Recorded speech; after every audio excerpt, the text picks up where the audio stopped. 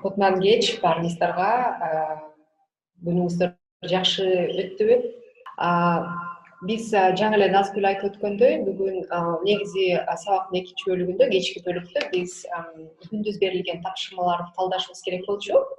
Ошого күндүз сиздер жооп берип, кечинде биз анан чогуу сиздер менен талдамакпыз.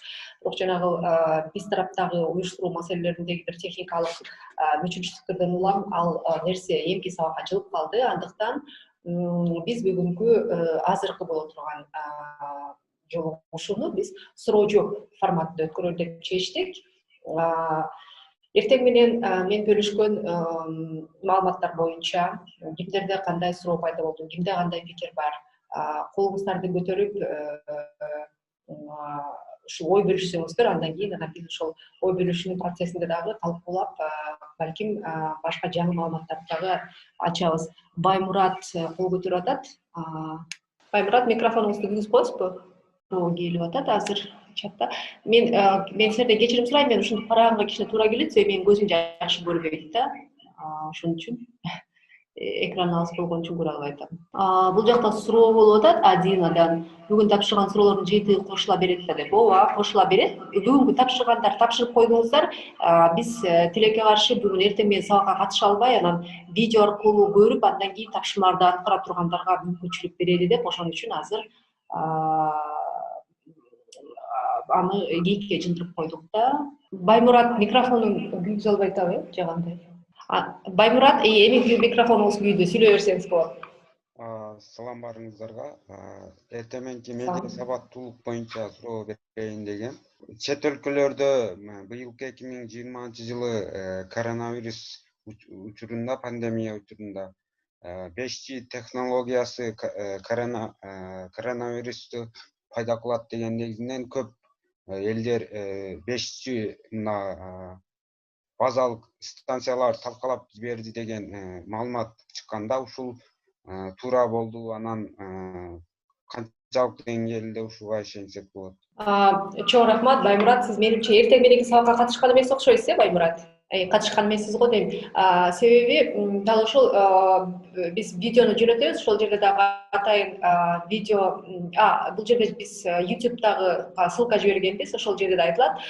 Ооба, бул бир эле Кыргызстанда тараган эмес. 5G коронавирусту таратат деген, анан Билл Гейтс массалык чиптөө системасын киргизет, адамзаттын мээсине чип орнотот деген жаңылыктар негизинен бул бүткүл дүйнө жүзүндө тараган, ошол эле АКШда дагы. Анан мисалы үчүн бул теманы Россиялык көптөгөн каналдар жазып чыккан, ошол эле Биринчи канал, Россия 24 деген каналдар мисалы үчүн өздөрүндө ушул маалыматты жарыялаган. Мен эртең мененки сабакта айткандай эле, бул ушул айтылган кутум теориясынын бир үлгүсү да. Себеби эмне үчүн бул кутум теориясы? Анткени бул фейк жаңылыкка таянат.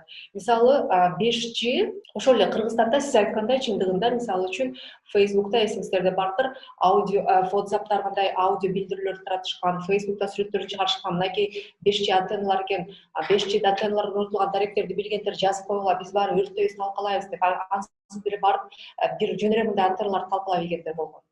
Расмий түрдө берилген маалымат боюнча, бул расмий түрдө Кыргызстандын аймагында азырынча бир дагы 5G антенна орнотулган эмес. Бул демек биз маалыматтын фейк, жалган экенин көрүп атабыз бул жерде. Себеби Кыргызстанда азыр биз 4-үнчү муундагы интернет байланышына кошулганбыз. Бул 4G деп аталат. Барыңыздар эле телефонуңуздарда көрсөңүздөр керек, мисалы четинде жазып турат LTE деп, же болбосо деги 4G деп. Бизде 5G жок, биринчиден. Экинчиден, 5G'нын ошондой кандайдыр бир ууру таратып, же болбосо кандайдыр бир нурлануу берүү, адамдын ден соолугуна зыян келтиргени жөнүндө дагы дүйнөдө бир дагы тастыкталган расмий маалымат жок. Бул 5G технологиясы, бул технологиянын кийинки эле кадамы. Жана бул эми мындай чын-чынына келгенде бул iPhone 7, iPhone 8, анан iPhone 10, 11 деген сыяктуу кеп да. Бул мисалы үчүн биз азыр колдонуп жаткан 4G, балким баарыңыздар эле байкасаңыздар керек. Мисалы үчүн мурун биз 3G дегенди колдончубуз, көбүбүз билебиз да, 3G'ди колдончубуз. 3G'га караганда 4G интернет алда канча сапаттуу, Мисалы үчүн азыр мынакей биз азыр онлайн байланыштарды өткөрүп атабыз. Бир канчалаган маалыматтарды бири бирибизге интернет аркылуу мындай эч кандай маселеси жок жөнөтүп атабыз. Демек бул ошол технологиянын улам кийинки өсүп жетилген мууну бизге ошондой мүмкүнчүлүк берет. Бул 5G болсо, ал кийинки технологиянын кийинки мууну жана анын мүмкүнчүлүктөрү 4G'ныкынан дагы артыгыраак. Эгер биз анда 5G'дан корксок, анда биз 4G'ни да колдонбой коюшубуз керек. 3G'ни да колдонбошубуз керек болчу. Демек, мен сурооңузга жооп бере алдымбы? Бул жерде менимче Нурзида сиз кол көтөрүп аттыңыз беле же ким кол көтөрүп атты эле? Мен тилекке каршы өткөрүп жибердим да, кол көтөрүү болду эле. Альфия. Саламатсызбы? Мен суроом мындай эле да. Эртең мененки түшүндүрүп бердиңиз го. Мисалы үчүн, азыр коронавируста дистанциондук аралыкты сактап турган адамдарды мисал, анан биринчи сүрөттө аларды мындай адам өзү каалагандай кылып, жакын кылып тартып алган, а экинчи сүрөттө наоборот алардын чыныгы мындай бир аралыкты сактап турганын. Менин суроом мындай, кантип биз ошол фейк сүрөт экенин байкап алсак болот да? Абдан жакшы суроо. Фейктердин жайылышы менен катар, баягы мындай да оорунун жайылышы менен катар анын вакцинасы да изделет деген сыяктуу эле фейк жаңылыктардын жайылышы менен катар, мисалы азыр дүйнөдө эң чоң дагы бир өнүгүп жаткан билимдердин бири бул факт-чек. Факт-чек көптөгөн инструменттерди сунуштайт. Ошол эле видеонун жалганын же чын экенин кантип билебиз, же болбосо сүрөттүн жалган же чын экенин кантип билебиз. Бул туурасында кененирээк дал ушул факт-чек маалыматтарды кантип текшеребиз. Бир журналисттик куралдар эмес, жөнөкөй адамдарга керек болгон куралдар менен мен эми 3-сабакта кененирээк бөлүшөм. Негизи бул абдан жакшы суроо болду. Себеби чындыгында жанагы мен сүрөттө көрсөткөндөй эле мисал андай мисалдар абдан көп мисалдар бизди ошентип мындай манипуляциялап алдап койгон мисалдар абдан көп. Жана аларды таанып билүүнүн эң биринчи жолу сөзсүз түрдө мисалы үчүн мен азыр кыскача айта кетейин. Ар бир кайсыл гана маалымат болбосун анын булагына көңүл буруш керек. Сөзсүз түрдө бир маалыматты таратаардан мурун, мисалы билесиздерби, ар кандай эле сүрөттөр тарай берет жанагындай тиги Аллах деген жазуусу бар, коозу төрөлдү, анан мындай асманда мындай бир белги түшүп калыптыр, же болбосо бир мындай кызык кан жааптыр бир жерде деген сыяктуу көптөгөн маалыматтар тарайт. Булардын баарын биз ишенип, анан аларды өзүбүз эле кабыл алып ишенип тим калбай аны башкаларга таратаардын алдында биз сөзсүз түрдө карашыбыз керек. Бул маалымат булагы кайсыл маалымат бурак аркылуу тарап атат, ишеним жаратабы? Бул туурасында дагы биз кийинки сабактарда көбүрөөк айтып берем. Эмнелерге көңүл буруш керек экендигине. Сөзсүз түрдө мисалы үчүн ошол эле маалымат кайсыл жерден тарады, кантип тарап атат, аны кимдер таратып атат. Бул жерде ошол эмки сабакта сөз боло турган критикалык ой жүгүртүү жөндөмү өтө маанилүү. Андан кийин ошонун критикалык ой жүгүртүүнүн негизинде факт-чек инструменттерин колдонуу керек да. Бул эми факт-чек мисалы үчүн биз буга чейин ойлоп келгенбиз. Факт-чек медиа сабаттуулук сыяктуу эле бул бир гана журналисттерге керектүү курал депчи. Факт-чек деген бул фактыны текшерүү деген эле сөз да. Биз мурун ойлоп келгенбиз, бул фактыларды текшерүү куралы бир гана журналисттерге керек. Бирок азыркы чындык көрсөтүп атат. Бул курал, бул инструмент баарыбызга керек. Жана биз жок дегенде анын эң жөнөкөй бир ыкмаларын өздөштүрүп алышыбыз керек. Бул жакта кечиресиз кимден суроо келди? Урматтан суроо келиптир. Сынчыл ой жүгүртүүнү кантип өнүктүрө алабыз деп. Бул негизинен сынчыл ой жүгүртүүнү өнүктүрүү боюнча эмки сабакта кененирээк сөз болот. Негизи эле сынчыл ой жүгүртүү деген эмне жана аны кантип өнүктүрөбүз деген. Эң биринчиси такай мындай адамда күмөн саноо болуш керек. Сөзсүз түрдө эле мындай кошунам айтып атпайбы, мен ошол кошунама кантип ишенбей коем, же болбосо эжем айтып атпайбы, мен ошого кантип ишенбей коем, телевизор сүйлөп атпайбы, телевизорго кантип ишенбей коем деген жөн эле курулай ишеним эмес. Сөзсүз түрдө биринчи кезекте биз күмөн саноо, биз ар бир нерсе, ар бир жаңылыкка, маалыматка, сүрөткө, видеого баардыгына тең мындай сын көз караш менен карайт деген ошол эле күмөн саноо да. Бул боюнча мунун инструменттерин дагы бөлүшөм эмки сабакта. Эң негизгиси бул жерде биз ошол маалыматка бөркүбүздө ишенбей, анын биз маалымат бизди алдап коюшу мүмкүн экенин дагы биз ар дайым билишибиз керек. Мына ошону билгенде эле биздин мээ автоматтык түрдө мээбизде жанагындай суроолор пайда боло баштайт. Бул маалымат кайдан келди, эмне үчүн келди, эмне кызыкчылыгы бар, ким аркасында турат. Мисалы үчүн ошол эле 5G деген, мисалы 5G антенналары деп өрттөп атыптыр деген маалыматтар, өрттөш керек экен, бул коронавирус таратат экен деген сыяктуу аудио, үн жазуу бир WhatsApp'тан келип калды дейли сизге. Ошол маалыматты окуюңуз менен эле шарт ишенгендин ордуна бир канча суроолорду бергенде өзүбүзгө адатка айлантышыбыз керек. Мисалы үчүн биринчиден эң эле жөнөкөй, бул 5G деген эмне экен, окуп көрөйүнчү. 5G бар бекен бизде? Маалымат издеп көрөйүнчү. Демек, биз жок дегенде өзүбүзгө бирин эки суроолорду бере баштасак, эң негизгиси ошол маалыматка байланышкан суроолорду берүү, анан ошолорго жооп издөө. Мына ошол процессте анан биздин мындай критикалык ой жүгүртүүбүз өсөт да. Бул эми негизинен тилекке каршы бизде мисалы үчүн советтик билим берүү системасы, дагы деле ошол билим берүү системасы жашайт. Тилекке каршы ошол советтик билим берүү системасы бизди дал ушул сынчыл ой жүгүртүүнү өнүктүрүүгө мындай шарт түзбөйт да. Мектепте баарыбыз эле билебиз, мисалы үчүн суроолор мындай фактологиялык суроолор берилет. Мисалы үчүн Чыңгыз Айтматов качан төрөлгөн, Чыңгыз Айтматов кайда төрөлгөн деген фактологиялык суроолор ооба жок же болбосо кайсыл бир так жооп деле бересиң, билесиң билбейсиң, азаматсың 5 же болбосо муну билбейт экенсиң 2 деген сыяктуу мындай так кесе жооптор болуп келет да. Бул тескерисинче биздин ушул сынчыл ой жүгүртүүнү өнүктүрмөк турсун аны мындай кыркып коет.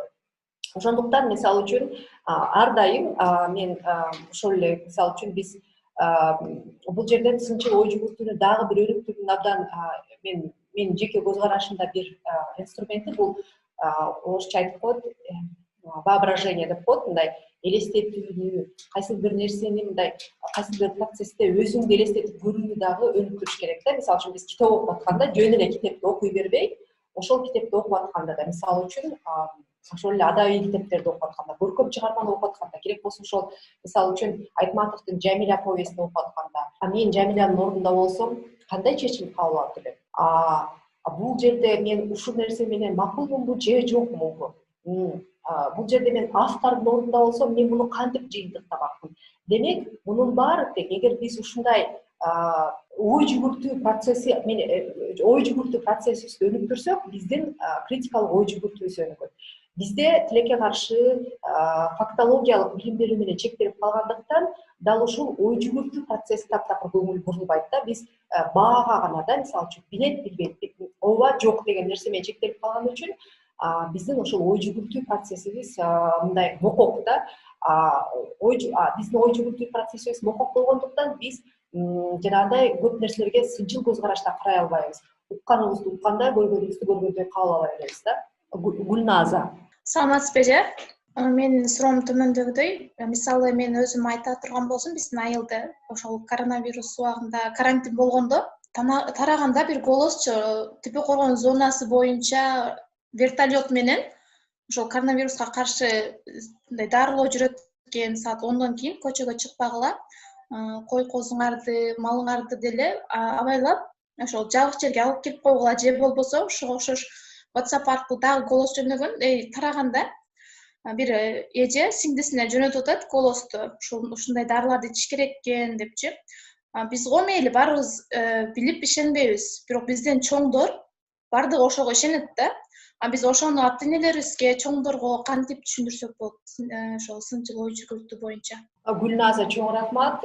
Мындай аябай актуалдуу анан өтө татаал суроону көтөрүп атасыз да. Биз чындыгында биздин ата энебизди же агай эжелерибизди ошол алардын мындай сынчыл көз карашынын болбогондугу же болбосо сынчыл көз карашы төмөн деңгээлде болгондугу үчүн күнөөлөй эле албайбыз. Мындай айтканда, алар ошол системанын продуктусу да, алар ошол системада да тарбияланган, ошол системада өскөн. Алар ошондой, мен жана эртең менен да айтпадымбы, мисалы үчүн правда деген кезде айткан нерсе бул правда, бул чындык деп кабыл алып көнгөн адамдар да. Демек, бул жерде чындыгында бул бүгүн дагы мен ошол билим берүү жаатындагы абдан белгилүү бир эксперттердин бири менен сүйлөшүп калып ушул маселени көтөрүп калдык да. Негизи өзү ата энелердин дагы медиа сабаттуулугун жогорулатуу деген маселе азыр актуалдуу болуп турат. Себеби көп учурда мисалы сиз айткандай бул ден соолукка байланышкан абдан актуалдуу маселени көтөрдүңүз. Мисалы ата энелер ошол нерсеге ишенип, мисалы вертолеттер чачып атыптыр, анан ой жок экен деп тойго барып жүргөндөрү канча болду, туурабы? Андай вирус жок эле экен, анан жөн эле бирөөлөрдүн чыгарган оюну деп, же болбосо жанагындай даарыны ичиш керек экен деп. Мен деле өзүм деле өзүмдүн улуумундагы туугандарым менен мен ушундай маселеге туш келдим да.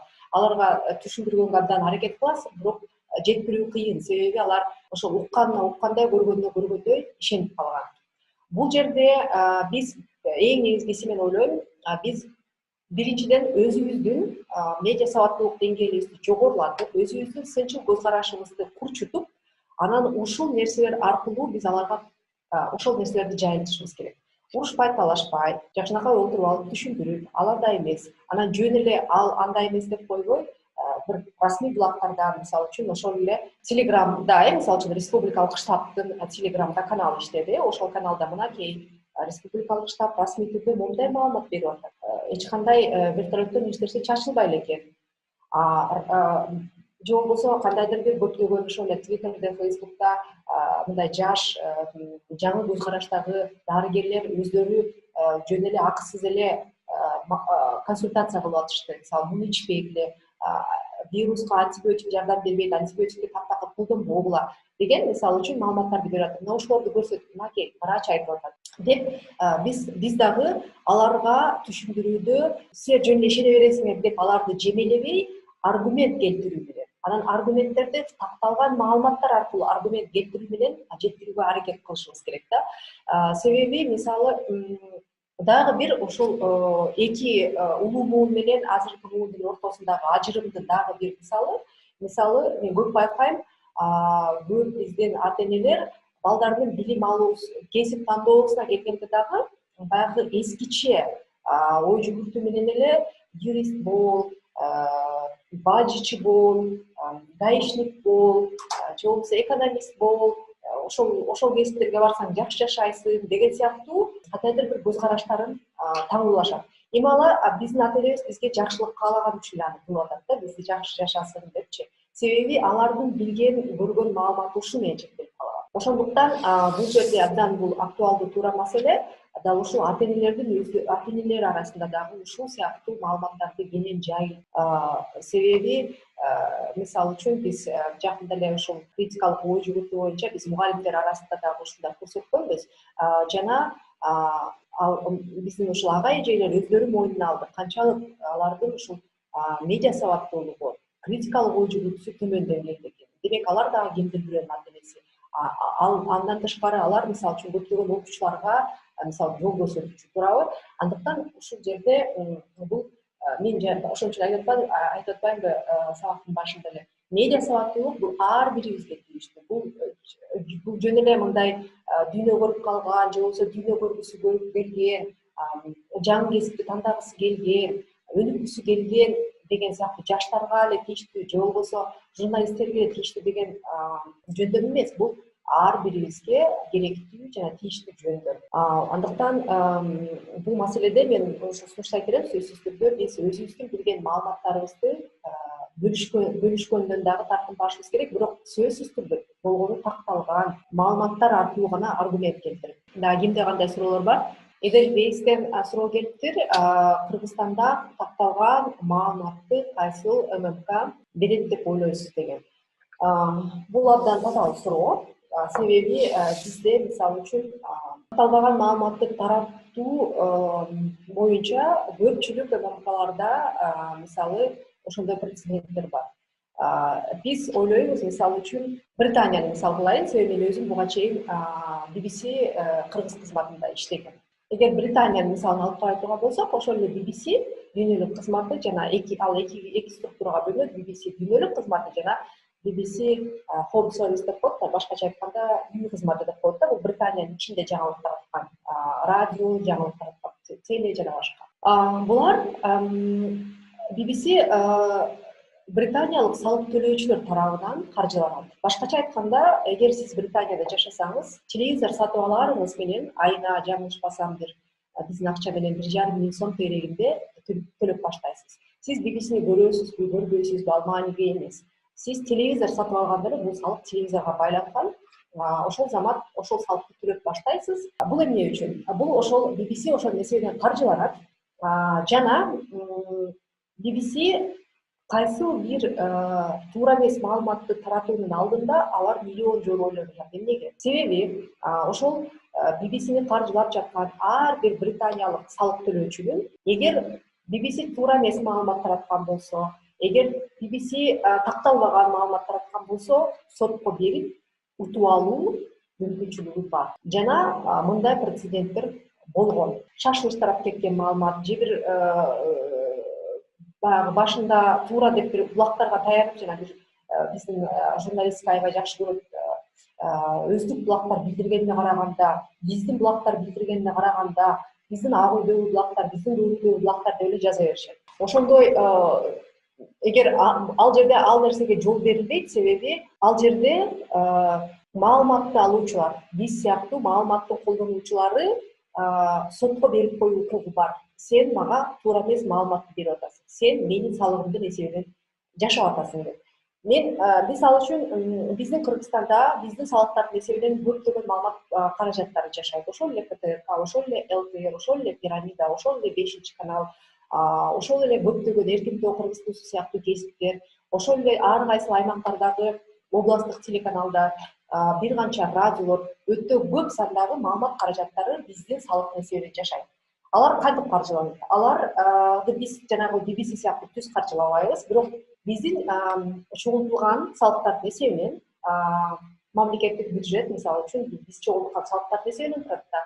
Ошол салыктардын эсебинен кайсы каражат ошолорду каржылоого бөлүнөт. Бирок биздин медиа сабаттуулук деңгээлибизге, жалпы эле укуктук сабаттуулук деңгээлибизге байланыштуу биздин эч кимдин оюбузга келбейт. Эгер эртеңки күнү ЛТР же болбосо КТР туура эмес маалымат таратып койсо, барып сен биздин акчанын эсебинен бизди алдап жатасың, эмне үчүн деп суроо берип, аларды сотко берген, жана ошол сотто жеңип алат деген нерсе бул биздин ойго келбейт. Демек бул жерде ошондуктан биздин так, туура, текшерилген маалымат алуу укугубуз мыйзамдын негизинде бекемделбегендиктен мен азыр сиздерге айта албайм. Тигил же бул медиа туп-туура маалымат берет, ушуга ишенсек. Мен сурооңузга жооп бере алдымбы? Ооба, рахмат. Чоң рахмат. Да кимде кандай суроо бар? Асема жазды бул чатка. Ошондо бул маалыматтын баардыгы фейк болуп калабы деп. Мүмкүн Эдилбейстин суроосуна чейин айтылган баардык түшүндүрмөлөрдү айтты окшойт. Рахмат, Асема. Жок, бул эч кандай андай деген түшүндүрбөйт. Биздин маалымат бурактарын таратып аткан жабыктын баары фейк дегенди түшүндүрбөйт. Болгону мен бул суроого жооп берип жатам. Биз мен жеке өзүм Кыргызстандагы бир да маалымат булагына мына ушул дал ушул маалымат булагы мындай ушуга мен бөркүнбөй ишенсем болот. Булар тараткан маалыматты мен текшербей эле кабыл алсам болот деп ишене албайм. Себеби алар тараткан маалыматта мен эми мисалы үчүн салыштырмалуу ишенилген маалымат булактарды айта кетейин. Мисалы үчүн бул Клоп KG мына орус тилинде, кыргыз тилинде жазышат. Булар кайсыл бир деңгээлде эл аралык стандарттарга таянып иштөөгө аракет кылышат. Алар жана алардын мисалы үчүн азырынча алар жеке мени кайсы бир маалымат менен алдай элек. Мен айтып өттүм, мисалы үчүн ошол эле BBC бул кандайдыр бир алар абдан санкциялардан коркушат өздөрүнүн колдонуучулары тарабынан. Андыктан алар мисалы үчүн мен иштеп жүргөндө дагы билчүмүн, мисалы бизде кандайдыр бир сенсациялык жаңылыктар чыгып кеткен учурда BBC эч качан жаңылыкты биринчи жарыялаганга умтулчу эмес. Себеби алар жаңылыктын биринчи жарыялоого эмес, так жаңылык берүүгө кызыктар да. Себеби мен жана жогоруда айткандай, эгер алар жалган маалымат берип же такталбаган маалымат берип жаңыла турган болсо, анда аларды соттук санкциялар күтөт да, экономика, акчалай санкциялар. Ошон үчүн алар абдан чеберлеп абайлап иштейт. Негизинен албетте эл аралык маалымат каражаттарында, мисалы эл аралык стандарттарды сактаган маалымат каражаттары бар. Аларды мисалы Азаттык бизде мисалы үчүн биздегилерден Демек биз мен салыштырмалуу ишенген маалымат булактары ушулар. Эмне үчүн мен мамлекеттик маалымат булактарга ишенбесимди мен сиздерге жогоруда айтып өттүм. Себеби биздин мамлекеттик, биздин каражат аркылуу каржыланып аткан мамлекеттик маалымат булактарынан биз жалган маалымат алып калсак, биз андан кантип корголобуз деген нерсе мыйзам аркылуу бекемделген эмес биздин ал укуктарыбыз. Андыктан мен аларга ишене албайм. Бирок бул нерсе эч качан түшүндүрбөйт алар таратып жаткан маалымат жалган дегенди.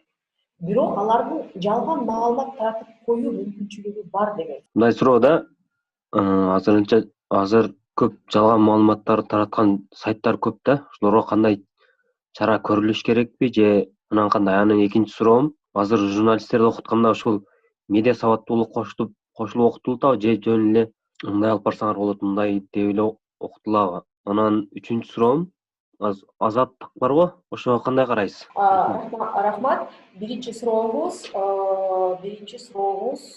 жалган маалымат берип аткан сайттарга кандай чара көрүш керекпи?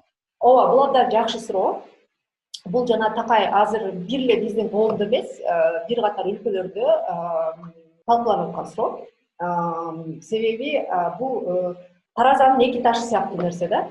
Бир жагынан, мисалы үчүн, биз фейк жаңылыктар көбөйүп кетти, эл ошол фейк жаңылыктардын курмандыгы болуп калып атат деп көп айтып атабыз. Экинчи жагынан, өзгөчө авторитардык бийликти ыктаган өлкөлөр, демократиядан алысыраак болгон өлкөлөр, бийлик бир адамдын колуна топтолгон, бийлик башындагы ошо президенттери таптакыр алмашпаган, же болбосо бир топтун кызыкчылыгы, бийликте бир топтун кызыкчылыгы жакталган тоталитардык, авторитардык бийлик системалары үчүн кандайдыр бир деңгээлде фейк жаңылыктардын көбөйүшү алардын бир колуна жакшы карта болуп ойноп берет да. Дегеним, алар ошонун шылтоосу менен медианы көзөмөлдөөгө өтүп жатышат.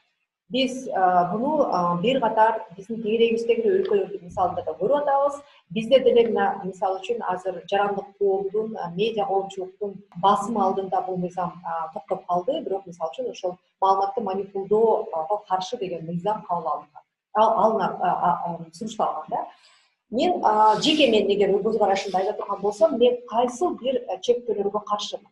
Чектөө менен биз эч нерсе кыла албайбыз. Ооба, сиз айтып аткандай, чын эле күндө бир сайт пайда болот, аты жыты белгисиз, анын аркасында ким турганы белгисиз, алар ар кандай жаңылыктарды, калыптарды, ушактарды сыяктан уктук, биздин булагыбыз айтты, тигил деди деген сыяктуу маалыматтарды тынымсыз таратат. Муну менен күрөшүүнүн бир эле жолу бар деп ойлойм. Бул биз айтып аткан эле ошол медиа сабаттуулук, критикалык ой жүгүртүүнү өнүктүрүү. Себеби эгер биз адамдар критикалык ой жүгүртүүбүз жогору болсо, чындык менен калпты ажырата билсек, факт менен пикирди ажырата билсек, анда ал сайттардын деле өзүнүн эле күнү өтпөй калат. Демек, бул жерде биз тыюу салуу жолу менен эмес, тескерисинче биз ошол жарандардын медиа сабаттуулугун жогорулатуу жолу менен кетишибиз керек. Мен дагы бир мисал келтирейин. Мен мисалы үчүн ошол Лондонго барып иштеп калган кезде, ал жерде бир The Sun деген гезит бар. Кыргызчага отургондо күн деп коебуз. Ал гезит мындай айтканда, аны саргылжың гезит деп коюшат да, бизде желтая пресса деп коет эмеспи? Ошондой бир сенсациялык кабарларды жарыялоо менен, ушундай мисалы ошол жерде деле алар ошол гезит жана Кейт Миддлтон деген Принц Уильямдын колуктусунун мындай топнес деп коет, ачык сүрөтүн пляждан жашыруунан тартып алышып, ал жөн эле жабык пляжда эс алып аткан жерине, мындай айтканда, адамдын жеке жашоосуна кийлигишкен да. Алар ал көчөдө жүргөн эмес, ал мындай коомдук жайда жүргөн эмес, ал өзүнчө эле жабык жерде эс алып аткан жерден ошондой мындай ачык сүрөтүн тартып алышып, жарыялап жиберген. Ошондо мисалы үчүн ал жердеги мындай прогрессивдүү коомчулук деп коелу, алар мисалы үчүн бойкот кылып, ошол гезитти сатып албай, мындан ары биз бул гезитти окубайбыз дешкен. Себеби булар мисалы үчүн жалган маалымат тараткан жок, бирок алар адамдын жеке жашоосуна кийлигишип, адамдын мындай жеке коопсуздугун бузду деген, этиканы бузду деген негизде, мисалы үчүн биз ушул гезитти мындан ары сатып албайбыз деген. Демек, бул жерде мен айткандай эле, эгер биз адамдардын аң сезими жогорулаган сайын, ал сыяктуу саргыл жеңгезтерди же болбосо фейк менен ушак менен өңгөргөн бир күндүк сайттардын деле өзүнүн эле соодасы жүрбөй калат. Демек бул жерде биз аларга каршы күрөшүп кандайдыр бир чектөө, себеби биз ошондой азыр жалган маалымат тараткан сайттар менен күрөшөбүз деп кандайдыр бир мыйзамдык чектөөлөрдү киргизе турган болсок, анда бул жалпы сөз эркиндигине коркунуч келтирет. Жалпы сөз эркиндигине коркунуч келтирген сайын тескерисинче биздин адамдардын критикалык ой жүгүртүүсү төмөндөй баштайт. Басым кысым көбөйөт. Биз эч качан эркиндикти, эркин ой жүгүртүүнү чектөө менен өнүгө албайбыз. Өнүгүүнү бир эле жолу биз тескерисинче ошондой аң сезимди жогорулатууга, мисалы үчүн ушул сыяктуу долбоорлорду жасоо менен, ушул сыяктуу долбоорлорго мисалы үчүн силер сыяктуу жигердүү, активдүү, өзүнүн жашоосун, өзүнүн коомчулугундагы жашоосун өзгөрткүсү келген адамдарды тартуу менен, аларга жайылтуу менен гана биз фейктерге же болбосо ошондой жалган маалыматтарга каршы күрөшө алабыз деп ойлойм. Бул менин жеке. Окутууда мен жатат. Мен бул суроого жооп бере алышым кыйыныраак болуп калат экен, себеби мен өзүм кесибим боюнча журналист эмесмин. Мен кесибим боюнча философия жана мамлекеттик башкаруу факультетин бүтүргөм. Журналистика кантип окутулат экен, чынын айтсам көп жакшы билбейм, бирок бул тема азыр мектеп программасына чейин медиа сабаттуулук деген предметти киргизебиз деген аракеттер болуп атат. Демек менимче бул университеттик программага да кирген болушу керек, бирок негизинен эгер кире элек болсо бул сөзсүз түрдө кириш керек. Абдан туура суроону көтөрүп атасыз. Себеби биз мен айткандай керек болсо медиа сабаттуулукту ошол эле мектептерден баштап мектептик программага, андан тышкары университеттик программага бул жалпы билим берүү системасына кириш керек деп ойлойм. Себеби айтылгандай эле бул ар бирибиз үчүн керек. Үчүнчү суроо бар болчу. Азаттыкка жарайбыз. Мен айтып өттүм, азаттык бул эл аралык стандарттарды кармалып иштегенин жарыялашат алар. Алар өздөрүнүн ошол билдирүүлөрүндө да айтат, биз баардык эл аралык стандарттарды карманып иштейбиз деп. Мен азаттыктын мен окуган, мен көргөн материалдарында кандайдыр бир деңгээлде мени алдаган же болбосо мени манипулдаган маалыматтарды буга чейин жооп турган эмесмин.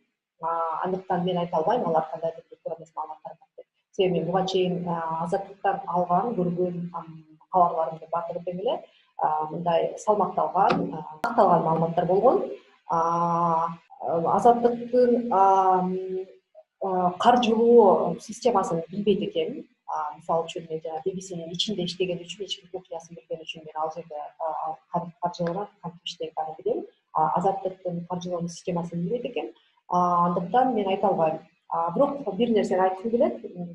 Биз сөзсүз эле дагы бир эртең менен мен айтып калдым. Мисалы үчүн пропаганда деген нерсе бар. Биз аны да эсибизден чыгарбашыбыз керек. Бул мисалы үчүн ошол эле мени чынын айтсам азаттыктан дагы көбүрөөк орусиялык телеканалдар көбүрөөк ойлондурат. Себеби биз бүгүнкү чейин орус маалымат булактарынын эң чоң колдонуучуларынын бирибиз. Бизде орусиялык телеканалдар, мисалы үчүн 2 орусиялык телеканал социалдык пакетке кирген, жанагы сценарийге үзгүлтүксүз жеткирилет өлкөнүн баардык аймагына. Орусиялык бир катар маалымат агенттиктери, гезиттер, радиолор жана башка телеканалдар Кыргызстандын аймагында иштейт.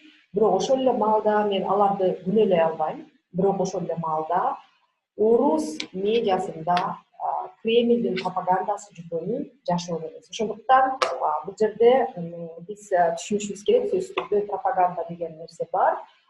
Бирок биз ар дайым ойлонушубуз керек. Бул маалымат каражаты мени алдадыбы буга чейин? Буга чейин прецедент болгонбу? Болгон болсо демек мен ишенбейм. Мисалы мен сиздерге айтып өткөн жанагы мисалдарды мен мисалы үчүн ошол орус телеканалдарынан алган 5 жыл боюнча. Демек мен буларга ишенбегенге менде негиз бар. Мен азырынча азаттыктан деп жатат мен. Азаттыктан мени ал азаттык тараткан маалыматтарга ишенбей коюума негиз болгон кандайдыр бир жалган маалыматты каралоону жооп турган эмесмин. Андыктан мен айта албайм. Дагы суроолор бар. Бул жерде Тахмина деген кыз суроо берип жатат.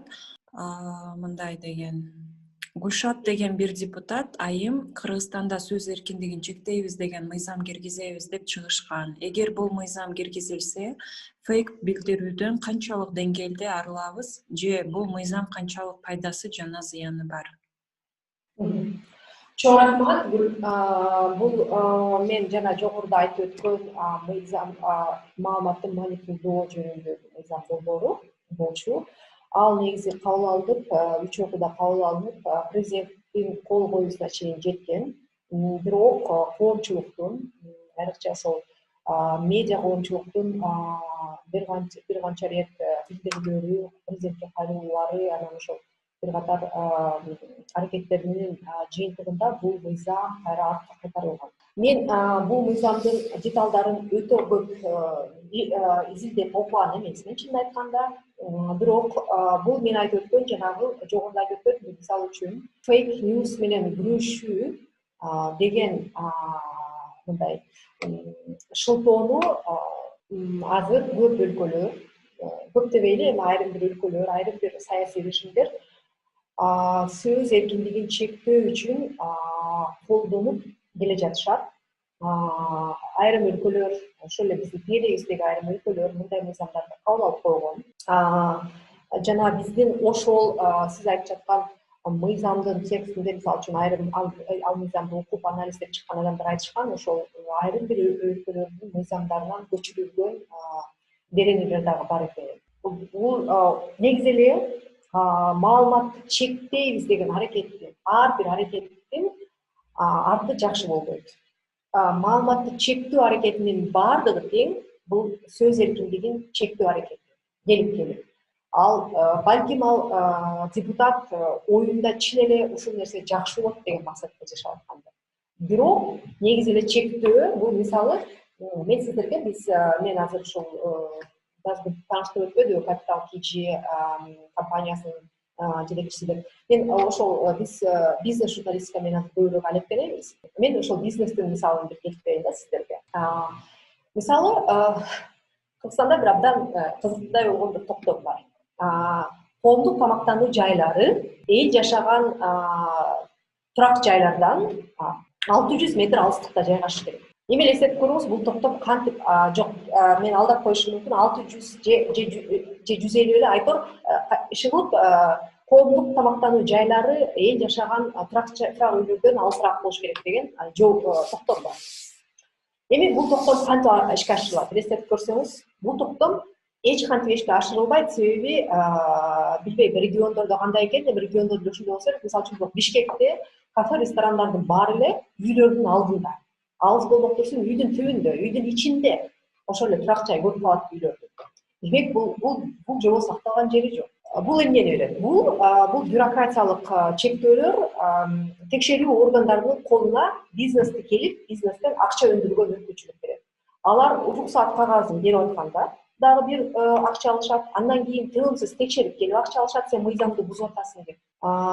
Демек бул нерселер текшерүү, тыюу салуу, чектөө деген нерсенин баары тең бул эркин коом үчүн кереги жок нерселер. Мисалы, бизде азыр мораторий жарыяланган, көптөгөн текшерүүлөргө мораторий жарыялашкан убагында, бул абдан чечкиндүү кадам болгон, ошол эле экономика министрлиги тарабынан.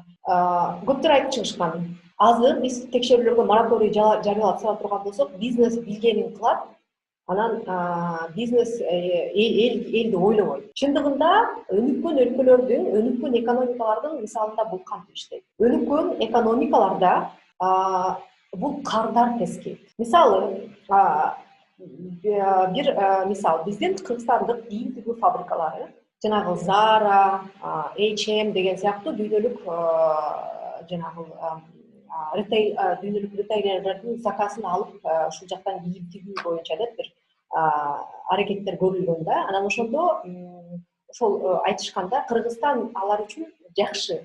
Бир чоң плюс бар деп. Себеби Кыргызстанда электр энергиясы бул суудан чыгат.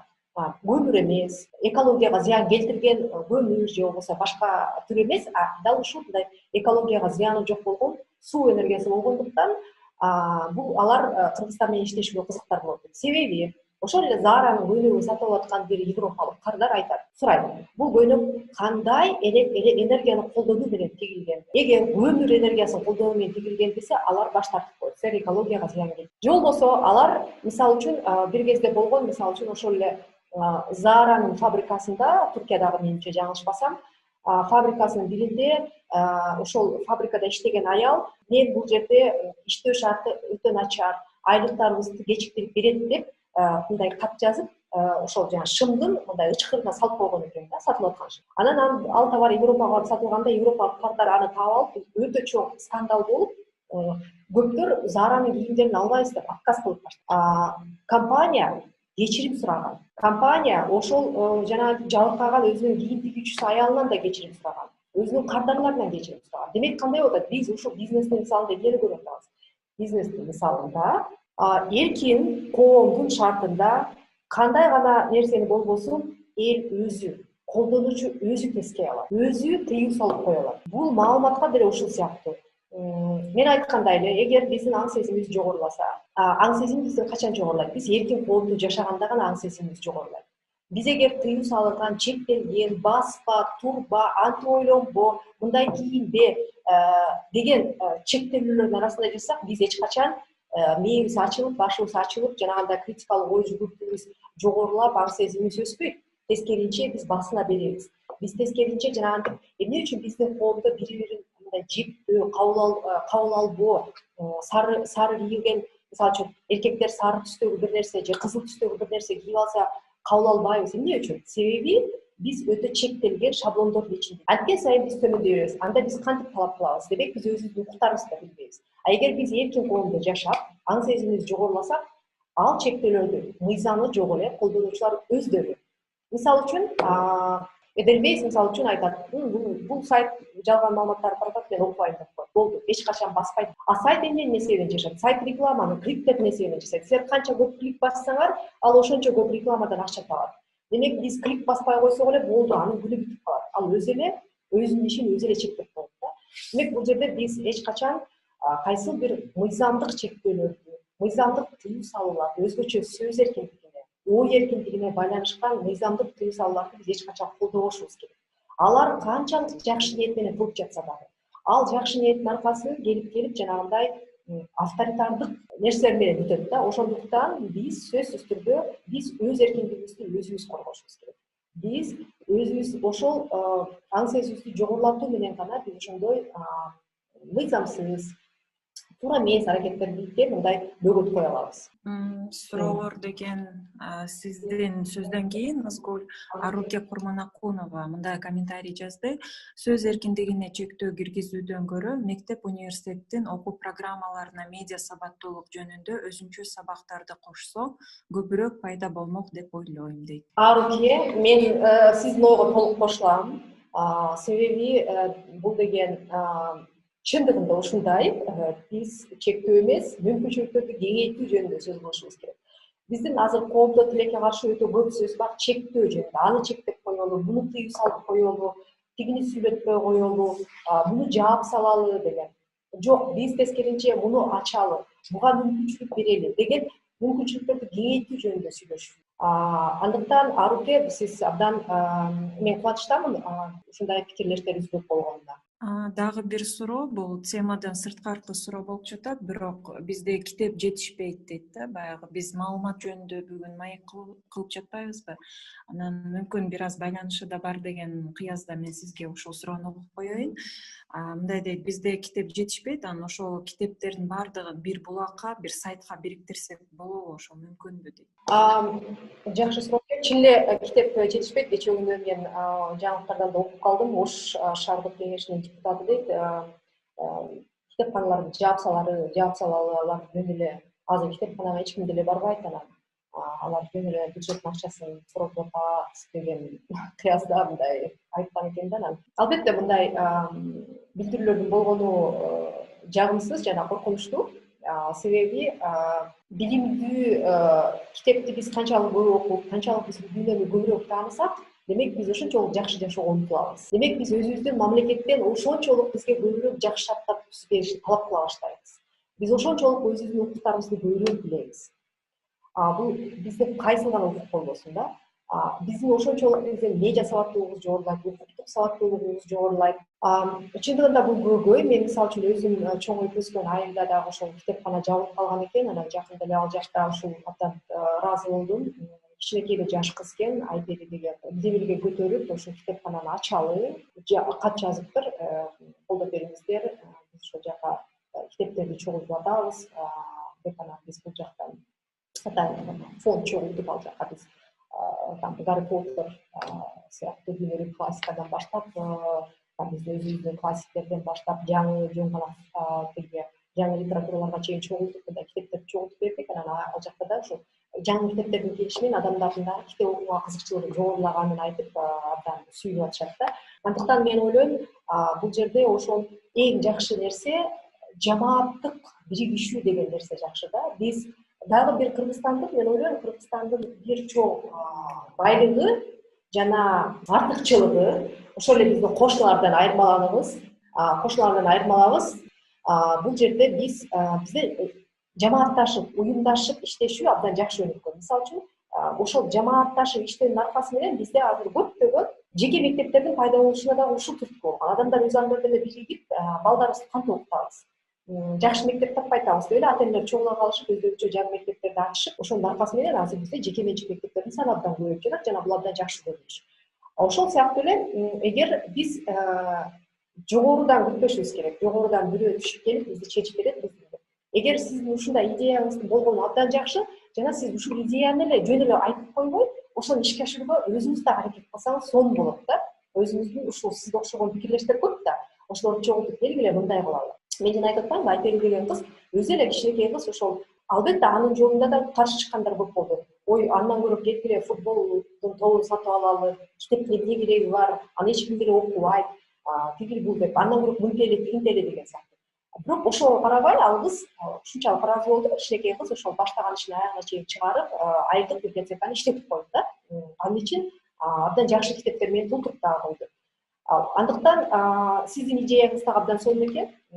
Мен билгенден китептерди электрондук жаңылбасам, Чоробек Садамбек ушул иш менен алектенет, мен жаңылбасам. Ал ошол китептерди топтоп жүрөт электрондук версиясын, мен билгенден. Жана эгер кайсы бир айылдын деңгээлинде болобу, райондун деңгээлинде болобу, жамаатташып, биргелешип, дебилгени өзүбүзгө алсак, менимче күтүп отурганга караганда бул абдан жакшы деп ойлойм да. Бизде мындай дагы суроо болду. Жанагы акыркы учурда жаштар арасында тилекке каршы суицид абдан көп болуп жатат. Бул нерсеге фейк маалыматтардын тиешеси барбы? Себеби аларда медиа сабаттуулукту көп түшүнбөгөндүктөнбү деген суроону Сабырбек кызы Айдай жооп. Айдай абдан жакшы суроо. Фейк маалыматтар жана айрыкча социалдык медианын ролу менимче бул жерде чоң ролду ойнойт. Чындыгында медиа сабаттуулук жоктугунан улам азыр баарыбыз Инстаграмды ачабыз. Анан Инстаграм кандайдыр бир деңгээлде бул өзүнчө параллелдүү реалдуулук да. Адамдар Инстаграмда өзүнүн эң сонун сүрөттөрүн коёт, эң сонун жеп аткан тамактарын коёт. Өзгөчө жылдыздар, мисалы үчүн алар ушундай сонун жашап атканын көрсөтүшөт. Карасаңыз күндө эле тойду, күндө эле майрамда, күндө бир көйнөктү кийишет, ушинтип жатышат. Анан чындыгында көп адамдарды ошол айрыкча ушул критикалык ой жүгүртүүсү төмөнүрөөк, аң сезими өтө мындай жогорку деңгээлде болгон адамдарды ар кандай жагымсыз ойлорго түртөт да. Эмне үчүн мен антип жашай албайм, эмне үчүн менде мындай жок, эмне үчүн муну жок, эмне үчүн тигинен жок деген, мисалы үчүн бул эми бир эле биздин кыргыз коомуна тийиштүү көрүнүш эмес. Муну менен дүйнө жабыркап жатат. Бул дүйнөлүк тенденция. Чындыгында мунун чындыгы бар. Ооба, мен да кошулам. Жана ар кандай статистикалар, ар кандай маалыматтар дагы бар, буну тастыктаган. Айрыкча мына ушул социалдык медианын таасири бул жагынан күчтүү. Белек сурооңузду бере берсеңиз болот. Саламатсызбы? Белек сүйлөй бериңиз, угуп атабыз. Саламатсызбы? Рахмат. Сиздин медиа боюнча сабагыңыз чоң рахмат, бизге пайдалуу. Мен сабак бизге мындай мен үчүн кызык болду. Мен сабактан дагы да бышыктап, жалган маалымат чыкса, фейк маалыматтар чыкса, биз каршы тура билишибиз керек да. Ошон үчүн медиа сабаттуулук боюнча кандай китептерди билесиз деги эле медиа сабаттуулуктун негизи сынчыл ой жүгүртүү болгондой эле ошо сынчыл ой жүгүртүүгө кайсыл китептерди сунуштайсыз сиз? Рахмат, Берек. Мен мисалы бир эле китепти сунуштайт элем. Бул негизи менин мындай көп нерсеге көзүмдү ачкан китеп десем болот. Кыргызчасы менимче жок, бирок орусчасы бар бул китептин. Почему одни страны богатые, другие бедные деген китеп. Мен ушул китепти баарыңыздарга сунуштайм. Бул жанагы биз айтып жаткан эле кайсыл эркин коом гана өнүгүүгө негиз болот деген ойду мындай тастыктайт да. Себеби ал ошол эле Түндүк Америка менен Түштүк Американы, Түндүк Корея менен Түштүк Кореяны салыштырып, абдан өтө чоң бул экономикалык да, саясий жактан да көп аспектилер камтылган китеп. Мен ушул китепти сунуштайт элем. Бул абдан өзү калың болгон чоң китеп. Ушул китептен баштасаңыздар, менимче жакшы болот. Макул, ийгилик, кийинки сабакка.